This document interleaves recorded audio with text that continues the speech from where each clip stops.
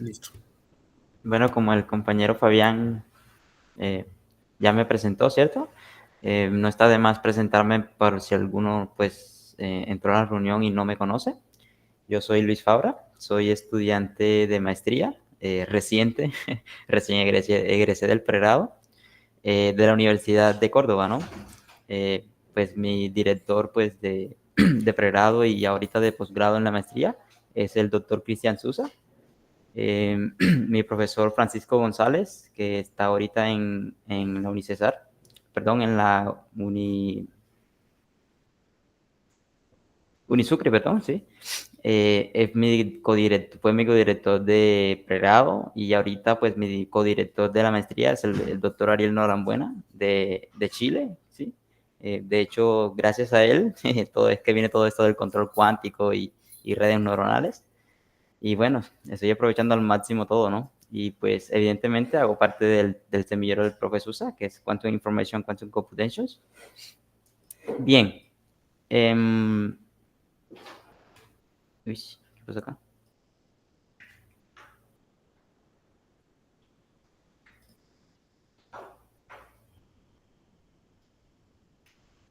Ok, ahora sí. Disculpa. Hablemos un poquito del esquema PIN, ¿no? Generalmente, cuando uno escucha redes neuronales informadas por la física, uno pues directamente se va a redes neuronales que resuelven ecuaciones diferenciales, sean parciales o ordinarias, dependiendo de un problema físico en específico, ¿cierto? Pero en esta ocasión nosotros no tomamos esa particularidad de la PIN, sino que aprovechamos esas ventajas de que ofrece esa manipulación de ecuaciones diferenciales, ¿sí? Para predecir funciones de control que me permitan pues conducir sistemas cuánticos a través de la ecuación de Schrödinger o la ecuación maestra, ¿no? Pues para sistemas abiertos.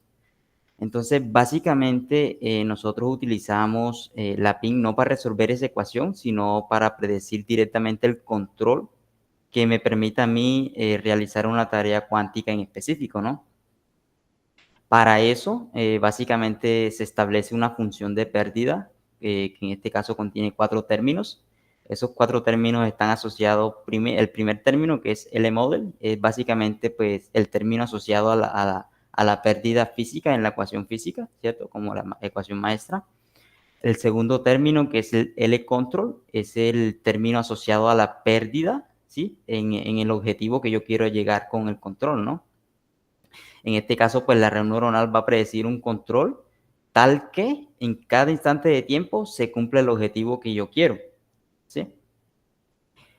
Hay un término L-const que básicamente son restricciones adicionales al sistema físico, dado que esto es una red neuronal clásica, ¿cierto? Y pues estamos modelando sistemas cuánticos, en este caso bajo el formalismo del operador de densidad, entonces pues una condición adicional puede ser la traza, ¿no? de ese operador.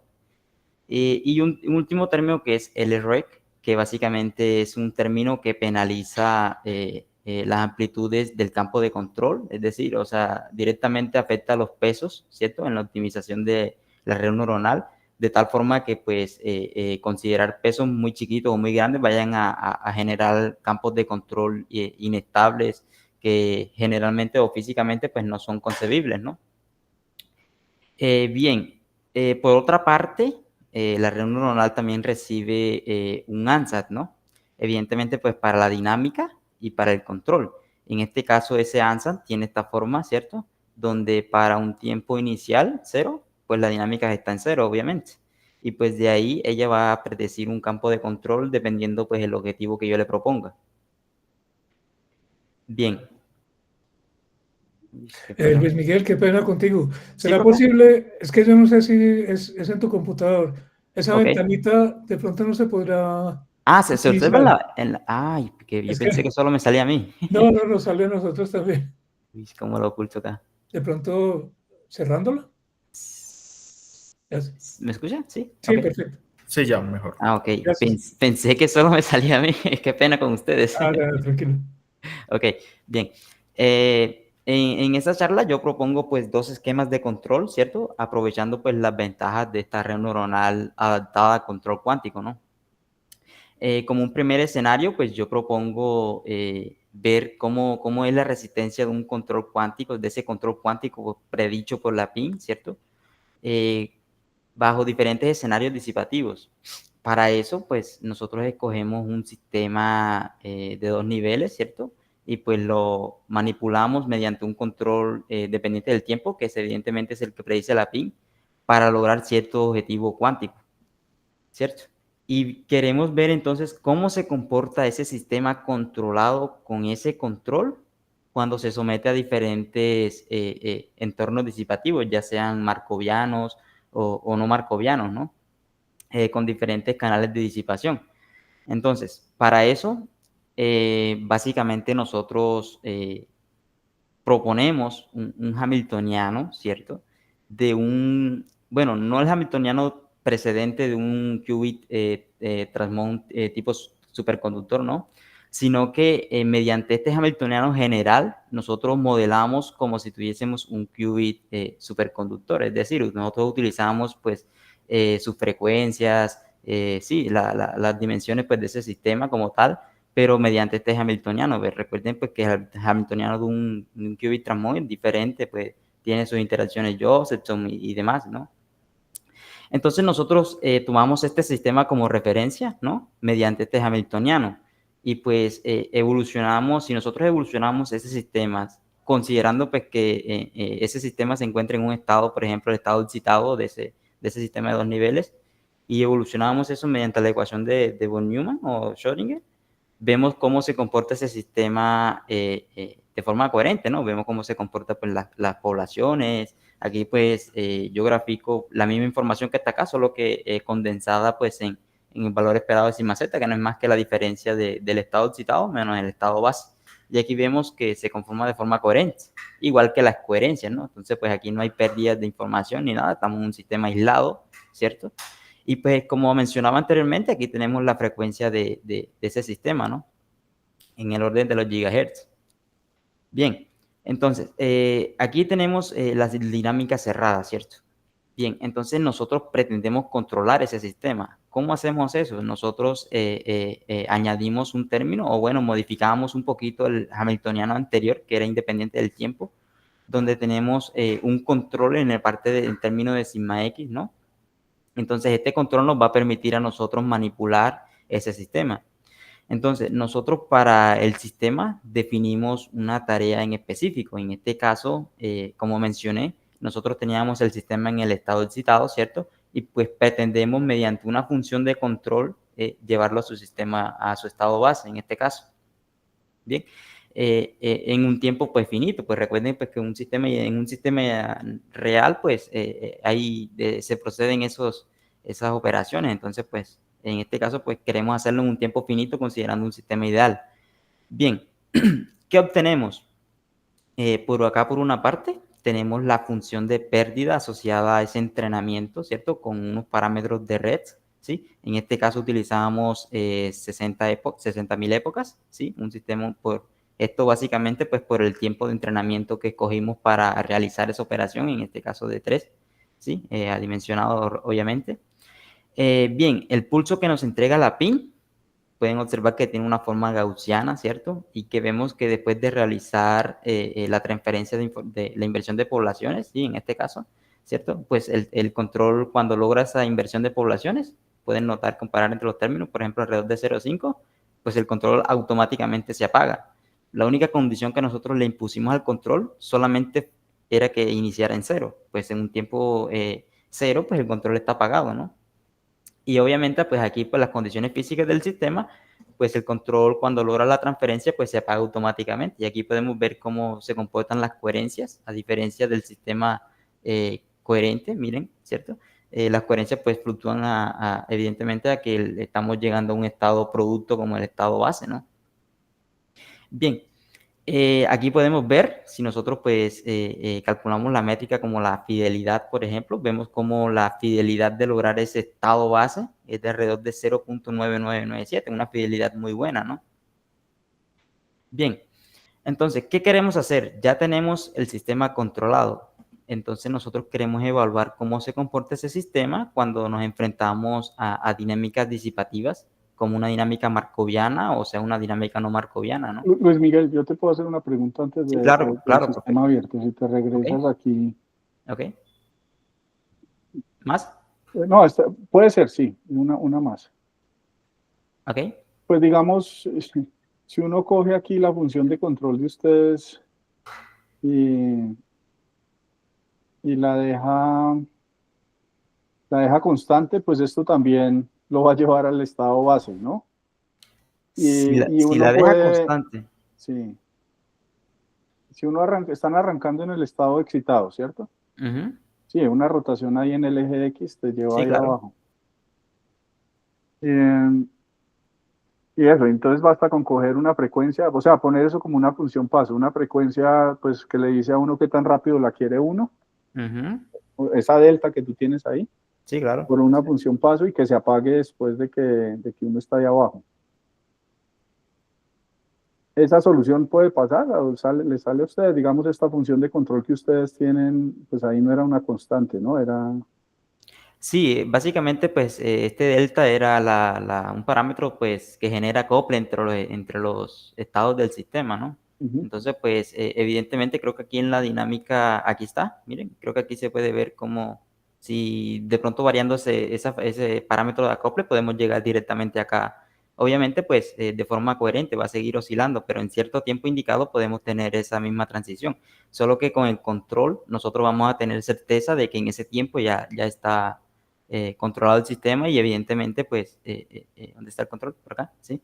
Evidentemente, pues, por ejemplo, aquí en 3 o al menos en el rango de 0 a 3 vamos a tener esa inversión de poblaciones o ese estado en particular. Miren que el tiempo 0,5 ya tenemos ese estado preparado.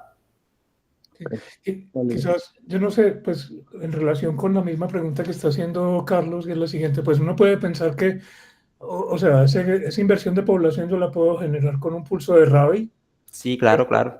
y ese pulso puede ser, pues el campo aplicado puede ser tan grande como yo quiero, o sea, que yo puedo subir, cambiar la población tan rápido como yo quiero, o sea, eh, dependiendo pues de qué tan intenso sea el pulso.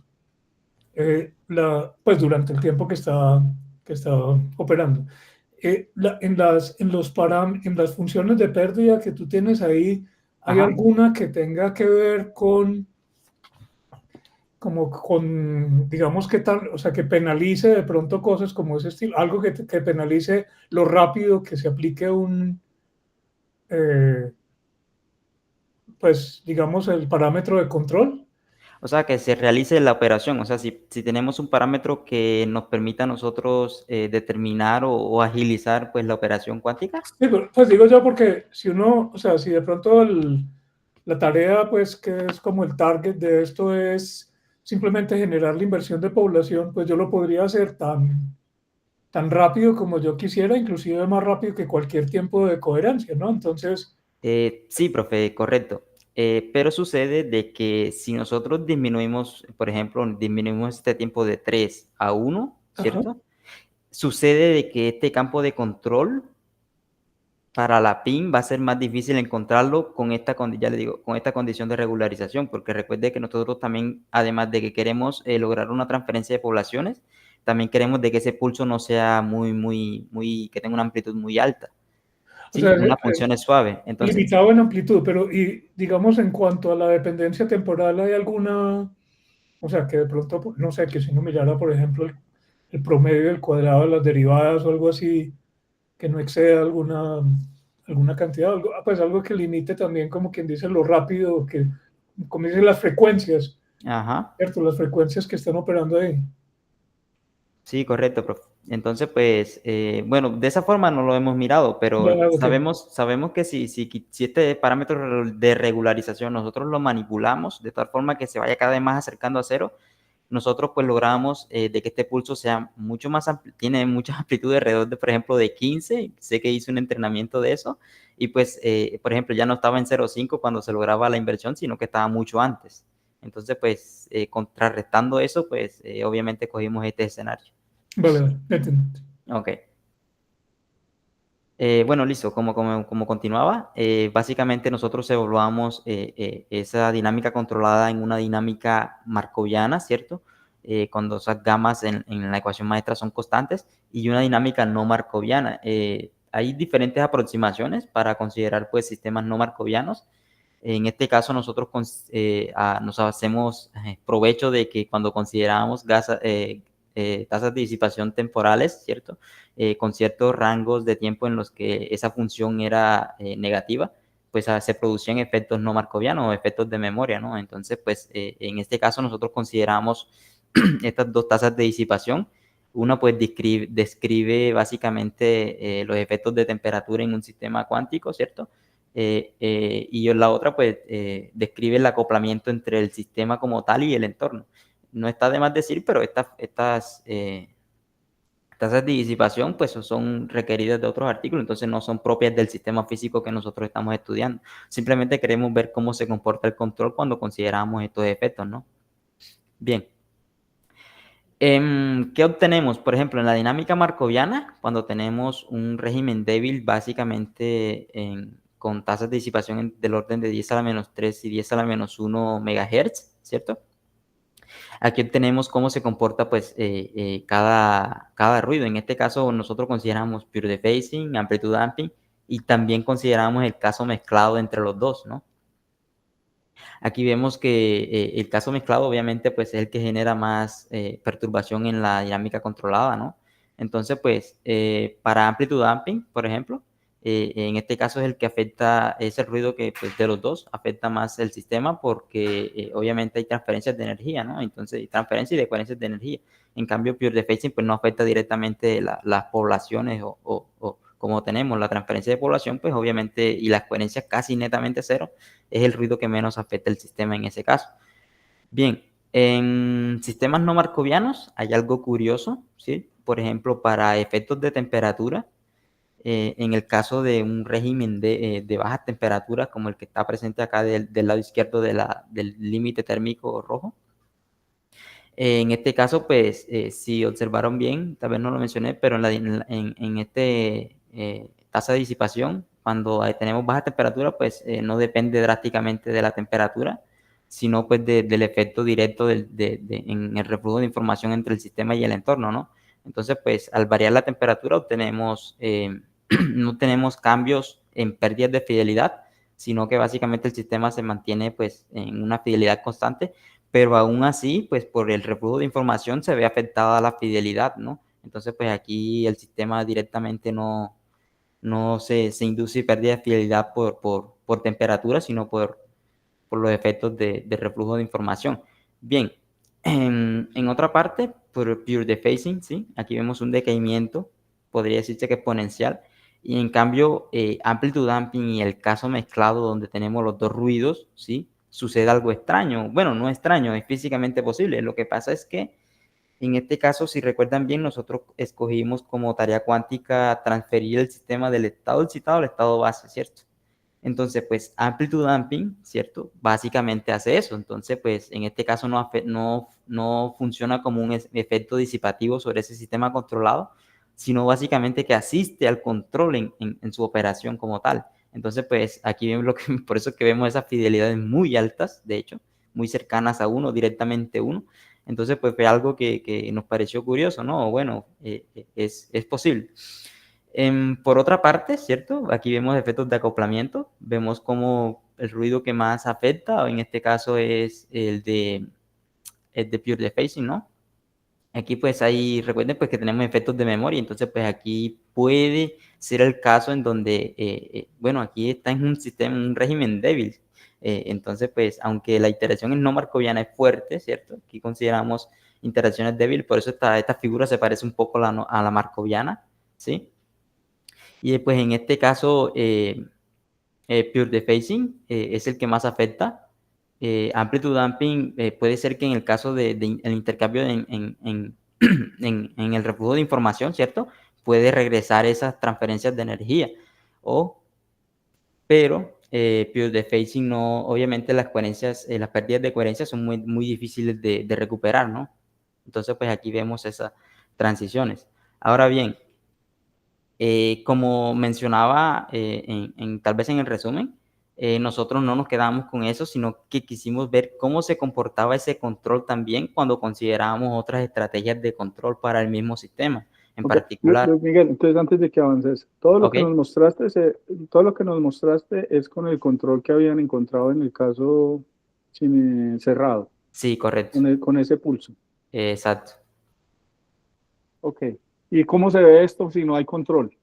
¿Cómo? ¿Cómo se ve esto si no hay control, si no ponen ese pulso?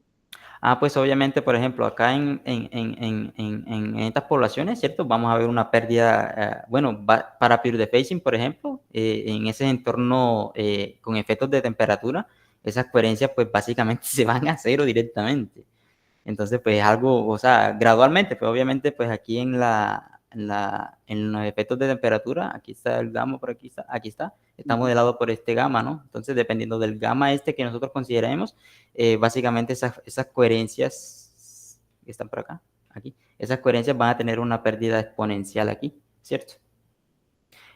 Para el caso ¿dónde está? De efectos de acoplamiento, como nosotros consideramos un régimen débil, ¿cierto? El sistema pues no cambiaba mucho en un cierto tiempo, pero si alargábamos ese tiempo, veíamos cómo se perdía pues esa coherencia o ese perturbación coherente, ¿cierto? Ese comportamiento coherente entre el sistema, ¿no?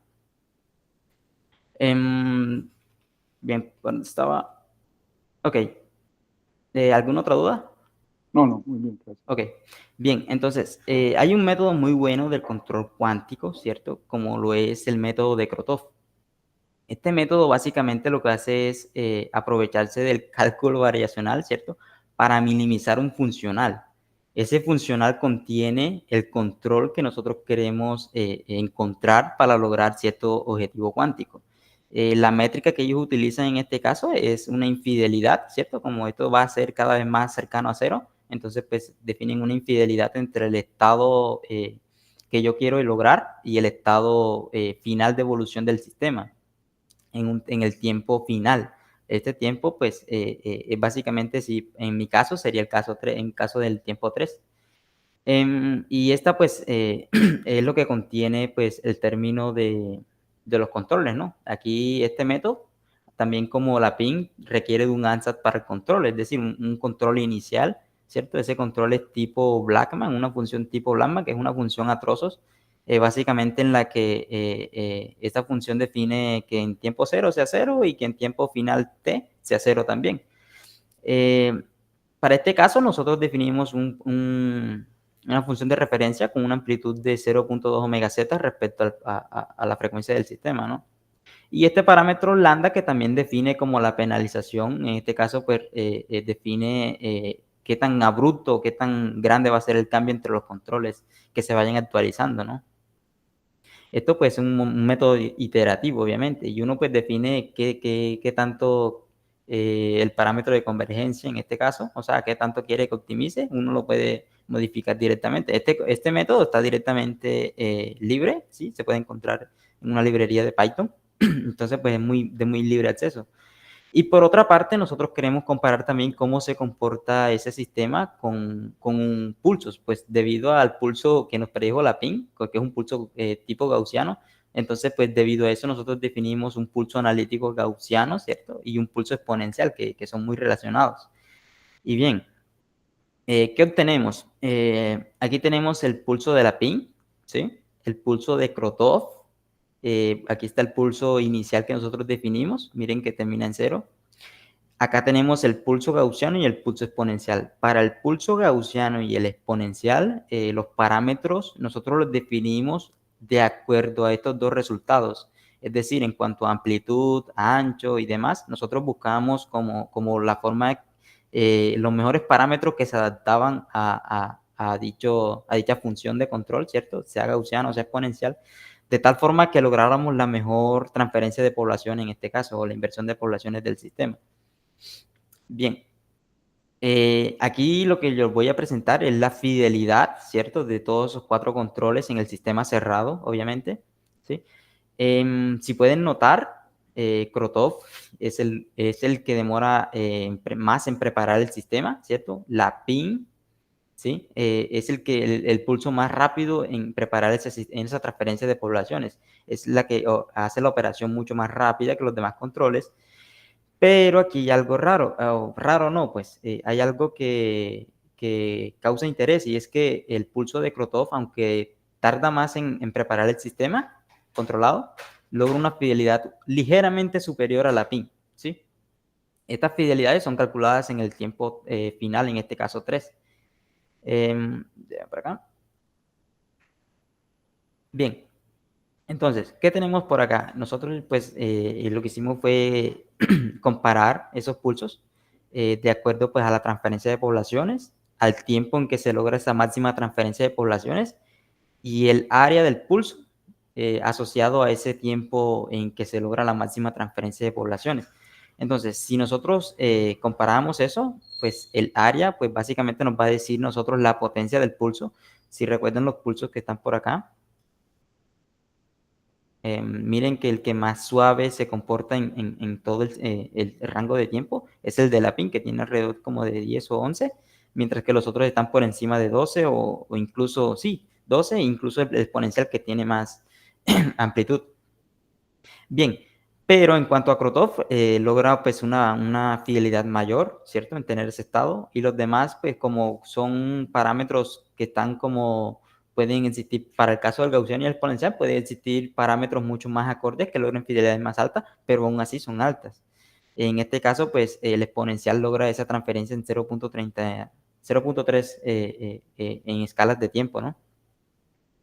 Bien, si vemos de este lado, no tenemos buena información, ¿cierto? Entonces, pues nosotros básicamente lo que hicimos fue comparar estos mismos resultados, pero con escalas que sean similares. En este caso, como el gaussiano logra una fidelidad o una transferencia de población de 0.9928, nosotros para todos los métodos miramos en qué tiempo, ¿cierto?, se lograba esa transferencia.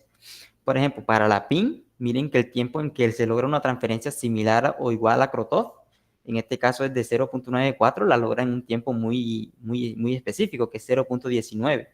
Krotov la logra en un tiempo mucho más lejos de ese.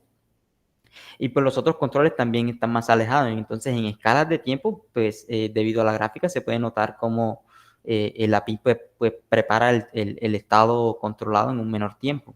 Eso es algo que es muy bueno en estos resultados, ¿no? Bien, entonces, Qué ok. pena, Luis Miguel. ¿Estos pulsos están optimizados? ¿Esto, la exponencial y lo gaussiano? Sí, ¿qué le digo? O sea, nosotros nos dimos cuenta de que con técnicas de Machine Learning podemos encontrar unos parámetros mucho mejores. Entonces, pues, fue algo que se nos ocurrió después y bueno, ya habíamos, ya el trabajo ya había sido, pues, entregado. Entonces, pues, no quisimos hacer ese cambio, pero sí, pues, se pueden mejorar estas fidelidades, ¿no? Ok. Ok. Bien, para el caso markoviano, ¿cierto? Aquí tenemos los tres, bueno, dos ruidos, pure dephasing, amplitude damping y el caso mezclado. Y aquí vemos el caso de la PIN, ¿sí? Vemos que la PIN está superior a Krotov, incluso cuando Krotov lograba fidelidades mucho mayores en la dinámica cerrada, ¿no? Y aquí vemos que Krotov es mucho más sensible a bueno, es sensible al ruido, como pure dephasing. Amplitude damping, pues en este caso la PIN aún sigue siendo mucho mayor, y el caso mezclado, pues donde tenemos la mayor complejidad en la dinámica disipativa, la PIN es mucho mejor todavía. Entonces, a pesar de que la PIN logra fidelidades menores, vemos que el comportamiento en cuanto a resistencia para ese sistema controlado es mucho mejor que los otros métodos, ¿no? Bien, por otra parte, aquí, bueno, aquí se puede observar mejor lo de pure dephasing, ¿cierto? En régimen de bajas temperaturas, vemos que el control pericho por PIN está superior a los demás métodos. Y también para altas temperaturas, cuando se enfrentan esos efectos en el reflujo de información, ¿cierto? Pues vemos cómo pure dephasing afecta directamente, pues, esas coherencias, ese estado perturbado donde el parámetro clave aquí es la temperatura, ¿no? Aún así, la PIN es mucho mejor, es lo que queremos decir. Entonces, estamos corroborando de que a pesar de que no tenemos una transferencia de poblaciones superior al método de Krotov, sí podemos contrastar de que es mejor en cuanto a resistencia en dinámicas disipativas. En el caso de amplitude damping y el ruido, los ruidos mezclados, pues los resultados nos muestran es que, pues como había mencionado, ¿no? De que en este caso no funciona como un canal disipativo, en este caso, pues por la tarea cuántica que establecimos, sino como un mecanismo que asiste al control. Entonces, pues no es que notemos muchas diferencias. Pero aún así vemos que, bueno, aquí el control, ven, aquí está para bajas temperaturas, ¿no? En los dos casos vemos que la PIN está por encima de los otros métodos. Bien, para el caso de efectos de acoplamiento, como es un régimen débil, ¿cierto? No vemos muchos cambios. Aquí voy a la pregunta que me hizo el profe Carlos. Por eso en escalas de acoplamientos vemos como el sistema pues pareciera que ni cambiara, ¿cierto? Pero si nosotros aumentábamos ese acoplamiento, podíamos tener de pronto cruces en los dos regímenes, sea un régimen débil o un régimen fuerte. Entonces, pues nosotros nos quisimos restringir solo el régimen débil y pues por eso aquí pure dephasing, bueno, aquí amplitude damping empieza como a generar un poquito más de ruido, ¿cierto? Al final para acoples de 10 a la menos 1. Y para el caso, perdón, amplitude damping es este, ¿cierto? Para el caso mezclado, aquí tenemos, por ejemplo, para la PIN tenemos 0.9996 y para Krotov, que es el método que más compite con la PIN, está alrededor de 0.9966. Entonces, si nosotros lógicamente seguimos aumentando este acople, ¿cierto? Esto nos va a generar es que nos induce conclusiones de que obviamente la PIN va a seguir un camino mucho más resistivo a comparación con Krotov. Y pues los demás métodos también surgen esos efectos disipativos. Ahora bien, no sé si hay unas preguntas hasta ahí, pero algunas conclusiones es que obviamente la PIN prepara mejor el sistema en cuanto a tiempo, ¿cierto? Tiene mucho más, es mucho más robusto al ruido, ¿sí? Y incluso pues para bajas temperaturas, ¿no? Pues mostramos que el sistema, aunque no tenga esos cambios en pérdidas de fidelidad en cuanto a eso de inducir temperaturas, ¿sí? El sistema se ve forzado también a perder fidelidad por el reflujo de información que generan pues los efectos de memoria en la interacción en el sistema y el entorno, ¿no? Hay algunas preguntas hasta aquí porque voy a hacer un cambio drástico ahorita, no sé. Yo tenía una pregunta. ¿Cómo? A ver, dos cosas. O sea, lo que nos has mostrado hasta ahora es con respecto a este problema específico de pasar del estado base al estado estado excitado al estado base. ¿Sí? O sea, como transferencia de población, llamémoslo así. Sí, claro. Pero, digamos, la secuencia como de estados intermedios ahí es relevante también, ¿o no? ¿Ustedes entrenan para eso también, o no? Sí, le quería comentar. Como un camino en la esfera de Bloch o algo así, o no sé. Sí, inicialmente nosotros teníamos varias tareas como propósito en el desarrollo de ese trabajo, que era básicamente la transferencia esta que mostramos, también una transferencia, lograr un estado superpuesto, ¿cierto? Pero, bueno, sí, le comentaba, pero sucede algo y es que si recuerda bien en la función de pérdida que teníamos para la PIN va a predecir un control tal que se logre ese estado en todo el instante de tiempo que nosotros definimos. Y eso es algo en lo que tuvimos muchos problemas, porque, por ejemplo, para el estado superpuesto no encontrábamos un control que lograra eso en todo el instante de tiempo. Y entonces, pues, la red neuronal no encontraba el mínimo global entonces en la función de pérdida y nunca se encontraba un control adecuado que funcionara con una fidelidad alta. Entonces, es algo de lo que voy a hablar ahorita, lo siguiente. Bueno. Y la otra pregunta que tenía, pues, es, ¿ustedes cómo entrenan la red? O sea, ¿cuál es como el refuerzo que le dan a la red para que vaya aprendiendo? Bueno, agraciadamente, ya le muestro acá. Ok, como mencionaba el profe Ariel Norambuena, ¿sí? Ellos publicaron pues este método en 2024 y uno de los compañeros del semillero, que está ahorita en Tunja, de hecho, que es Luis Patiño, no sé si lo conocerán. Él ideó o, bueno, generalizó ese método de tal forma que generó un módulo en Python, ¿cierto? Que va a recibir básicamente para cualquier dimensión, porque ellos aquí en particular solo les funcionaba para las dimensiones que ellos tenían en específico, es decir, para una dimensión de un sistema de 2 niveles o para un sistema de 4 niveles, de 3 niveles como un sistema lambda, ¿cierto? Ellos tenían que adaptar otra vez nuevamente la red para lograr eso. Entonces Luis, ¿qué hizo? Él lo que hizo fue generalizar ese módulo, ¿sí? Para que únicamente reciba el hamiltoniano del sistema, los estados de entrenamiento, ¿cierto? Y pues básicamente eso era todo, ¿no? Y las condiciones de los parámetros de red, en este caso, red perdón, ¿dónde están? Pero la Sí, capa de entrada ajá. es que el valor de los parámetros de control en distintos tiempos. O, Ya le muestro aquí en el esquema. Acá. Bueno, bueno, aquí porque está de manera general, pero ella recibe únicamente de entrada el tiempo que en que yo quiero lograr ese estado cuántico objetivo. Como ella pues recibe el tiempo, entonces recibe el hamiltoniano. Bueno, el hamiltoniano está definido intrínsecamente. Entonces pues ella hace sus operaciones entre las capas ocultas, ¿sí? Ella genera pues un control supuestamente que evidentemente funciona entre comillas, ¿cierto? Y también entrega pues bueno, no las soluciones, pues el sistema controlado por ese control, ¿cierto? Entonces pues entonces ahí donde entra en juego entonces la función de pérdida. y el Entonces, control está codificado en las neuronas de salida. Okay. sí, exacto. Es un arreglo Uy, donde aquí. cada neurona corresponde, digamos, al valor del control en un tiempo dado. Ujú, Ok. Vale. listo.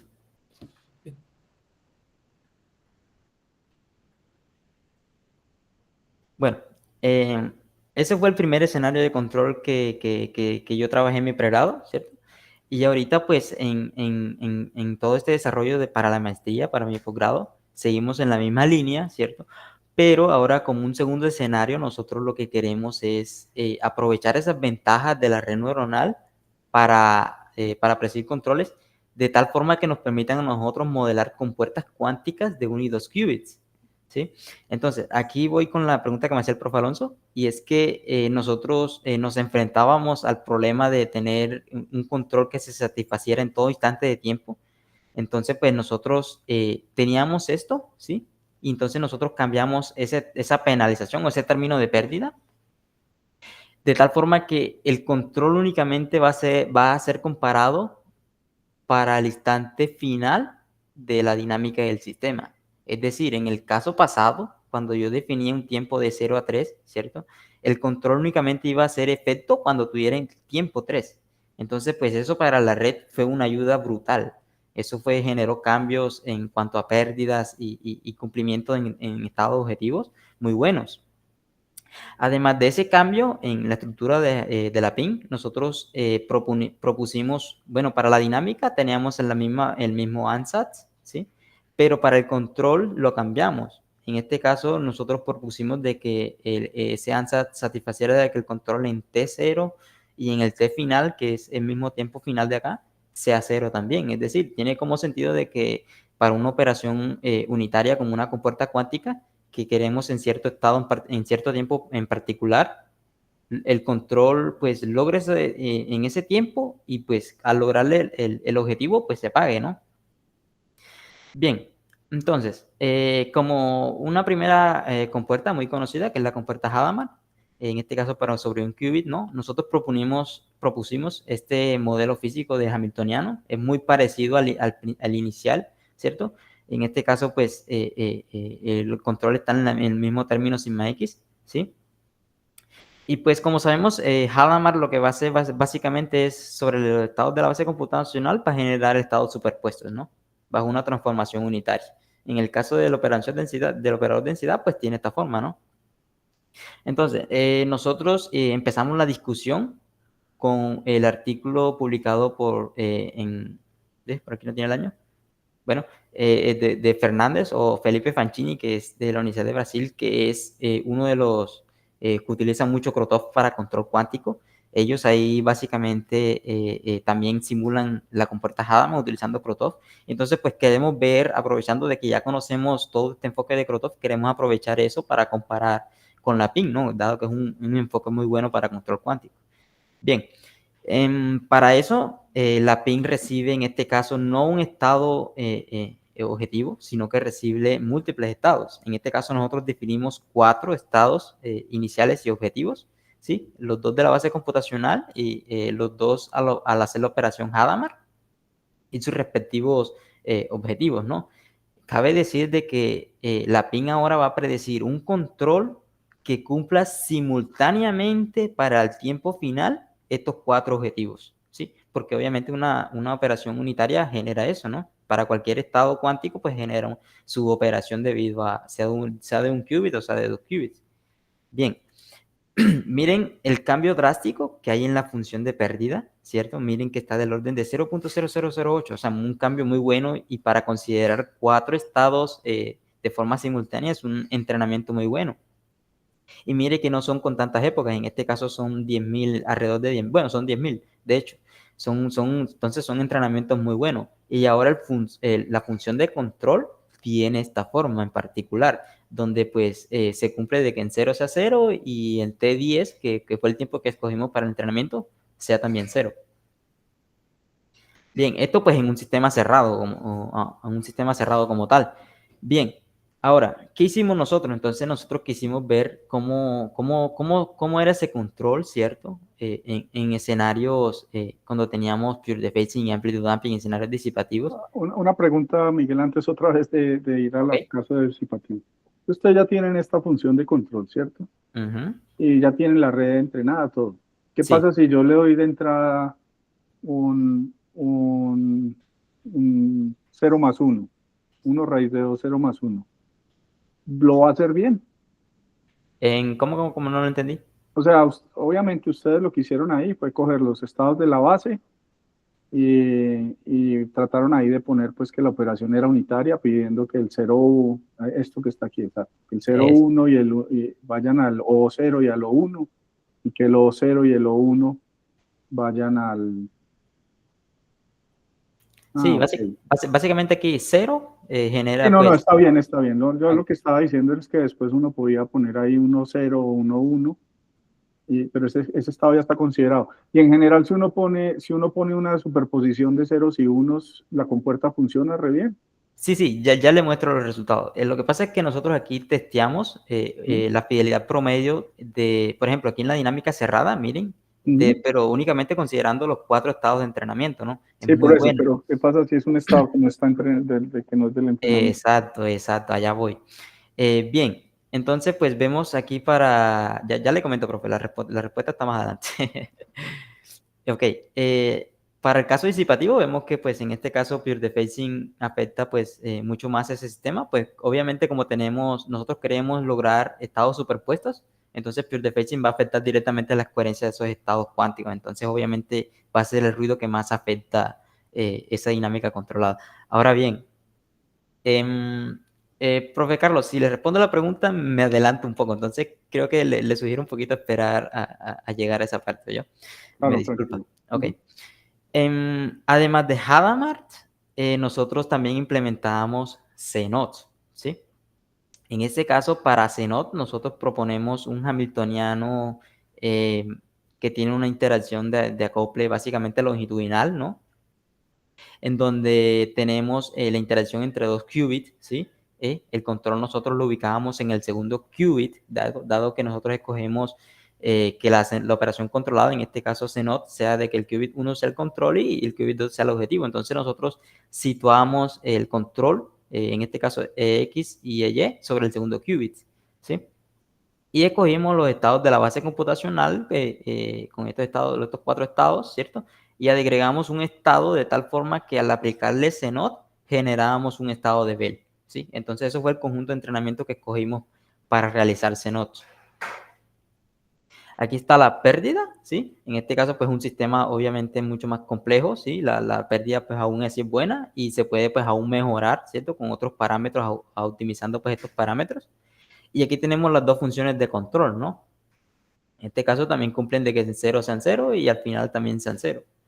Bien, realizamos lo mismo, testeamos sobre los estados de entrenamiento, en este caso la fidelidad es muy buena, ¿sí? De hecho se puede pues, mejorar más. Y vemos en este caso que a diferencia de Hadamard, Amplitude Damping es el que genera más ruido en ese sistema controlado, o en este caso pues la operación CNOT, ¿sí? Pues debido a las transferencias de energía, ¿no? Entonces, como es un sistema que depende de si está de que si está en 0 o si está en 1, entonces si está en 1 y tiene amplitude damping, se generan en esas transferencias de energía, entonces pues vamos a ver afectados en la operación para la cual está definida en estas funciones de control, ¿no? Bien, ahora sí, respondiendo a la pregunta del profe Carlos, si no estoy mal, nosotros, además de considerar los estados de entrenamiento para la fidelidad promedio, nosotros testeamos también para 500 estados aleatorios, ¿sí? Entonces, pues, obviamente, dentro de estos 500 estados aleatorios no están fuera del conjunto de entrenamiento de la PIN. Para el caso de Hadamard, ¿no? Aquí vemos en la dinámica cerrada, miren que una fidelidad muy comparable, de hecho es muy buena para eso, para reproducir CNOT con conjuntos de estados de entrenamiento que no están pues dentro del conjunto de estados con que se entrenó la PIN. En este caso pues tenemos los mismos resultados, ¿no? Pues obviamente. Pero aquí sí nos enfrentamos a un problema. Y es que pues para reproducir la compuerta CNOT, cuando testeamos con estados que no están dentro del conjunto de entrenamiento, la fidelidad promedio, miren, queda alrededor de 0.386, o sea, es una fidelidad muy mala, de hecho. Entonces, estamos directamente enfocados en cómo mejorar, o sea, cómo hacerle entender a la red neuronal de tal forma de que nos prediga un control, ¿sí? Que sea, pues que repete la condición, ¿no? De que si el primero está controlado, el segundo, si el primero está en 1, pues el segundo cambie su estado, ¿no? Ahora bien, nosotros en el entrenamiento de CNOT, ¿sí? Nosotros también hemos probado con otros hamiltonianos, incluso el hamiltoniano inicial de la discusión tenía ¿qué? Aquí hay 3, tenía 5 términos. Los otros 2 términos eran asociados al primer qubit, es decir, teníamos 4 controles con los 2 primeros controles en el primer qubit y los otros los 2 controles estaban en el segundo qubit, como están aquí. Pero nos dimos cuenta de que las funciones de control para el primer qubit estaban alrededor de 0, o sea, eran amplitudes muy bajas. Y entonces, pues si nosotros los quitábamos, de hecho los quitamos y vemos que pudimos reproducir CNOT en el caso pues, de considerar los estados de entrenamiento para calcular su fidelidad promedio en la dinámica cerrada y se puede reproducir CNOT. Intentábamos con otros hamiltonianos diferentes, ¿sí? Pero sucedía lo mismo. Entonces, el problema por el cual ahorita estábamos nosotros en proceso, pues, de mejorar, ¿no? Pues para el caso de generar compuertas de 2 qubits, es ese. O sea, ¿cómo podemos hacer nosotros para aumentar esa fidelidad? Al menos alrededor de 0.99, que es una fidelidad buena, ¿no? Entonces, pues, al considerar la PIN, vemos que para Hadamard funciona perfectamente, incluso si los estados están fuera del conjunto de entrenamiento, pero para compuertas de 2 qubits tenemos resultados muy malos. Nosotros también hemos intentado con otra compuerta, que es la compuerta CZ, es muy bien conocida. Tenemos buenos resultados también para el caso donde testeamos solamente con los estados de entrenamiento, pero al tener estados que están fuera de ese estado, de esos conjuntos, pues también se obtienen fidelidades alrededor de estos órdenes de magnitud. Entonces, pues, hasta el momento estamos en ese proceso, ¿no? Ahora bien, si tienen alguna idea o si de pronto... Un par de preguntas. Ok. Los estados aleatorios con los que están testeando, ¿cómo los están tomando? Son estados puros. Sí, pero ¿de qué distribución? ¿Usan la de Hara para escogerlos? O... Bueno, yo estuve leyendo un artículo sobre eso, pero no hemos intentado con eso. Básicamente, le digo lo que hicimos. Nosotros testeamos sobre esta fidelidad promedio, ¿cierto? Y pues en QTIP básicamente definimos, hay una función que define estados aleatorios Entonces, pues nosotros definimos 500 estados aleatorios para esa función, ¿sí? Y la testeamos sobre esta fidelidad. Entonces, yo estuve leyendo, sí, un poquito sobre ese artículo de donde tenían esa fidelidad promedio basada en la medida de Hall. Tengo poquito conocimiento, no sé cómo funciona o cómo.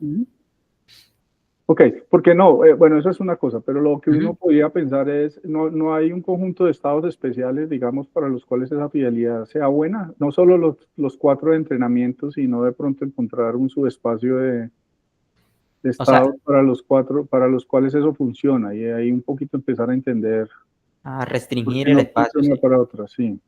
O sea, identificar un conjunto de estados para los cuales la fidelidad se mantiene alta. Mm, eh, y de pronto ver qué propiedades tiene ese subespacio. eh, Porque de pronto, bueno, lo mejor, o sea, si querían hacer pruebas aleatorias, lo mejor es la medida de Hart, pero yo estaría sorprendido si en Qtip no es esa la que usan. Yo creo que debe ser la que usan ahí en Qtip. Bueno, nos tocaría entonces revisar un poquito más a fondo esa parte, ¿sí? Ujú. Y Pero yo no sí, sé bueno. si, Ujú. si, por ejemplo, también que veo, digamos, en el set de entrenamiento, pues es que solamente hay un solo estado enredado, ¿no? Sí, exacto. Entonces, pues si uno se pone a pensar, pues si estamos en el espacio de Hilbert de 2 qubits, pues, Sí, claro. Todos o son sea, enredados. el- exacto, digamos, los estados que no son enredados son de medida cero, Ujú. ¿sí? O Ujú. sea que lo estamos entrenando con estados que son muy excepcionales para lo que es genérico. O sea, Ujú. quizás, no sé si de pronto una estrategia simplemente de generar estados aleatorios de entrenamiento, ¿sí? Ujú. Muestreados en pues con la medida de Hart, pero en los estados de 2 qubits, Sí. ¿cierto? Un cierto Exacto, hacer de pronto una base de entrenamiento no esta, sino utilizar la base de Bell de pronto para sí, entrenar. de pronto, y cosas, pero yo digo que también, o sea, como probar un poquito cosas distintas, porque, pues, por ejemplo, ahí no veo fases complejas, ¿no? Ujú. Que entonces, pues, entonces tampoco se va a entrenar como a ser sensible a ese tipo de, pues, como ese tipo Ujú. de estados, no sé.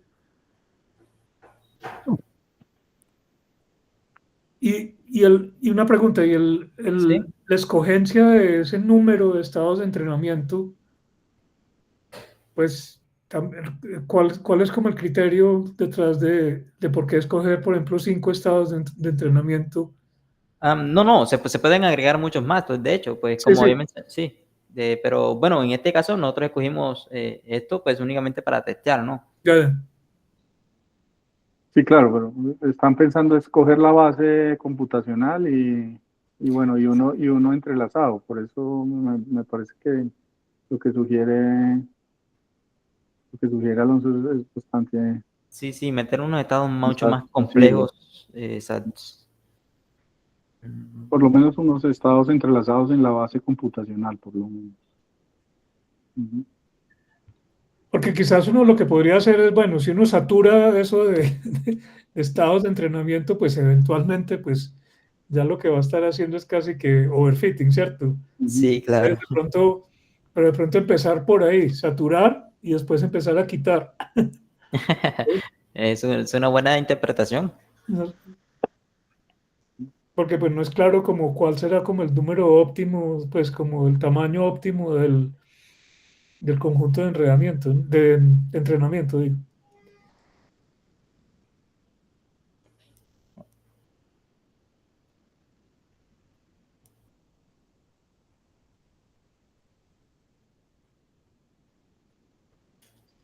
Sí, muy buenas recomendaciones, profe. No sé si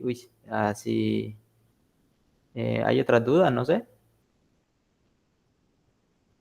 Bueno, yo Debe- no tengo más. Yo creo que hiciste una sí, exposición muy clara para mí. Ya ok. aprendí un par de, está muy interesante. Me gusta lo sencillo del modelo y lo que están mirando. Parece bastante original.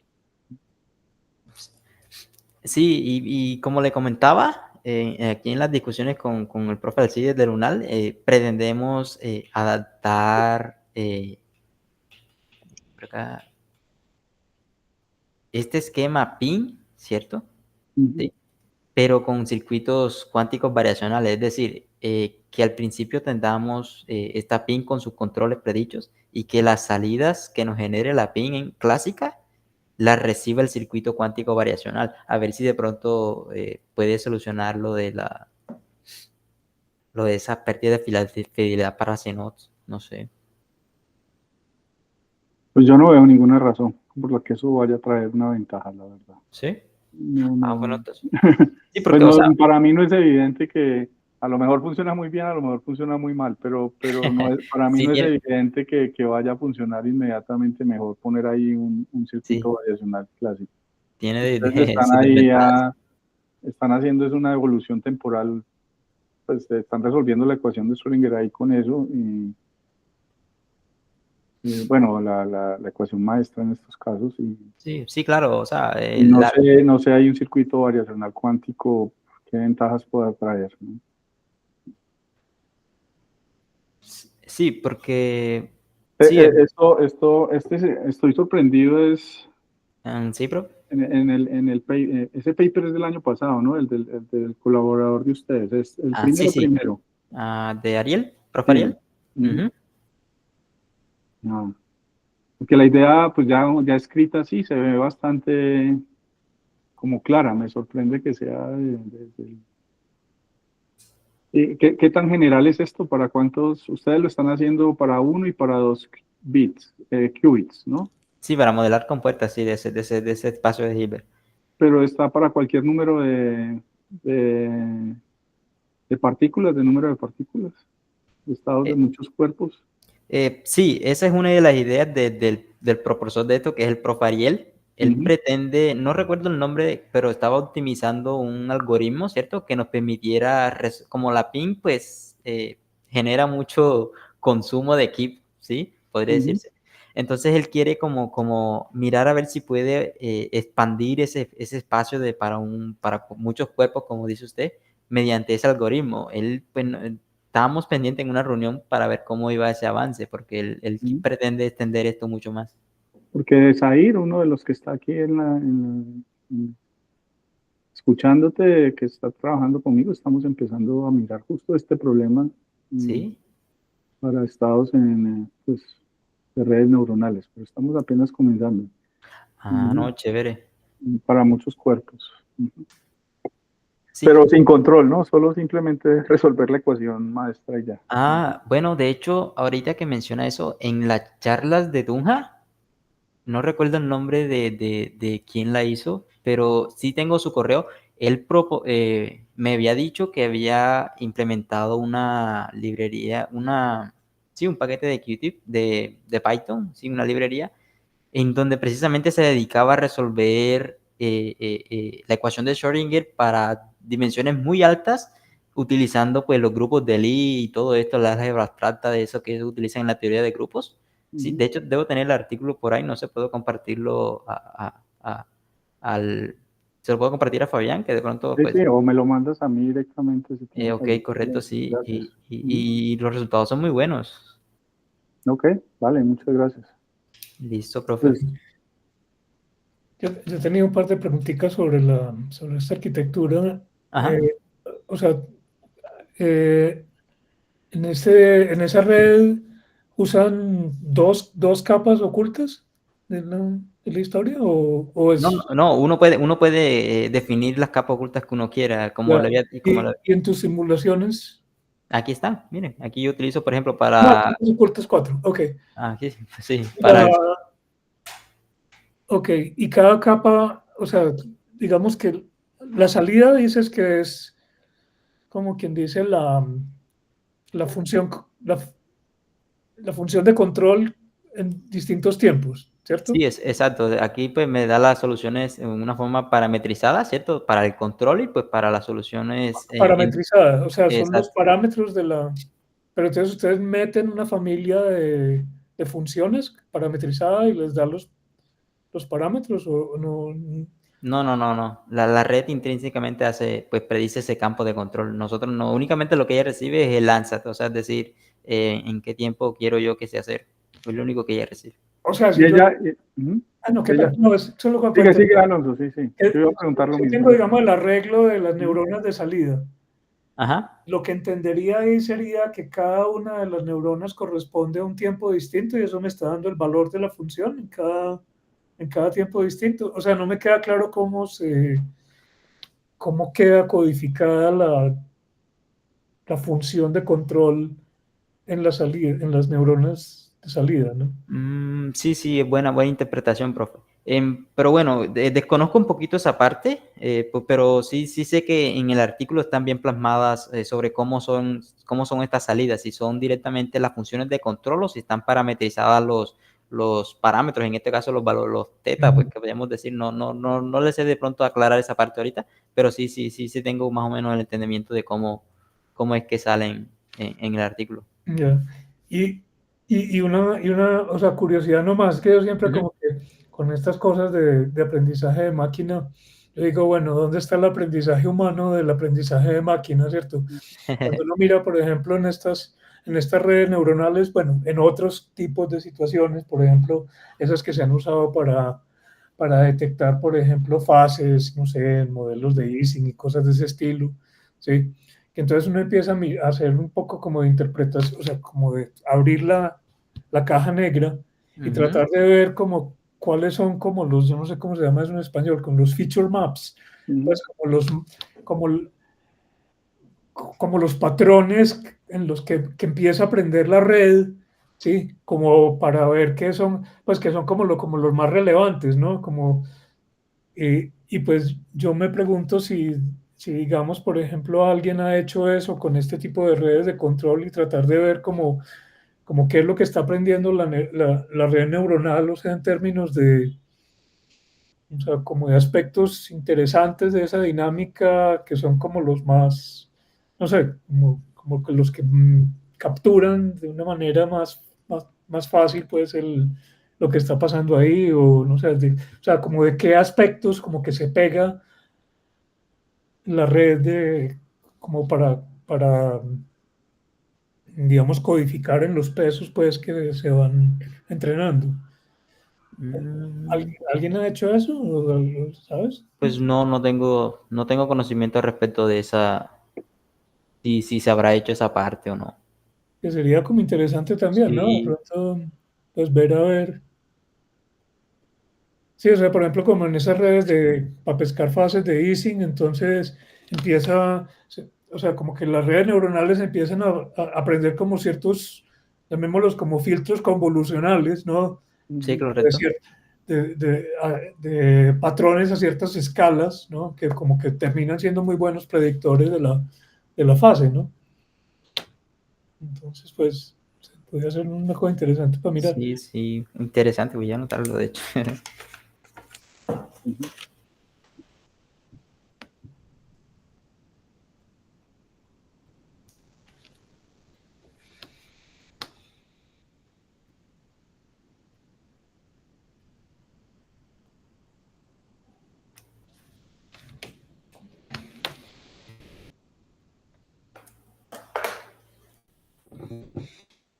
Bueno, no sé, Sí, muy buena la presentación, sí, muchísimas gracias, muy interesante. estuvo muy claro, sí, muchas gracias.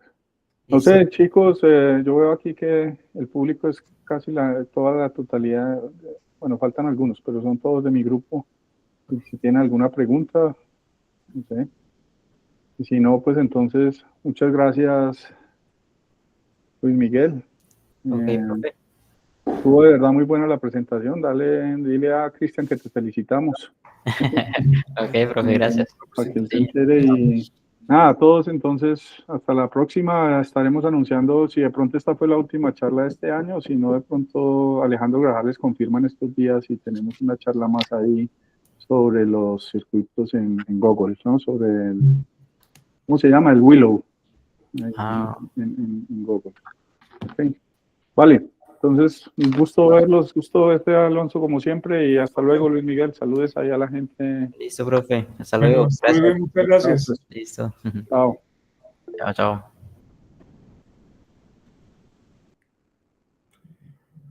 Hasta luego, muchas gracias. Hasta luego.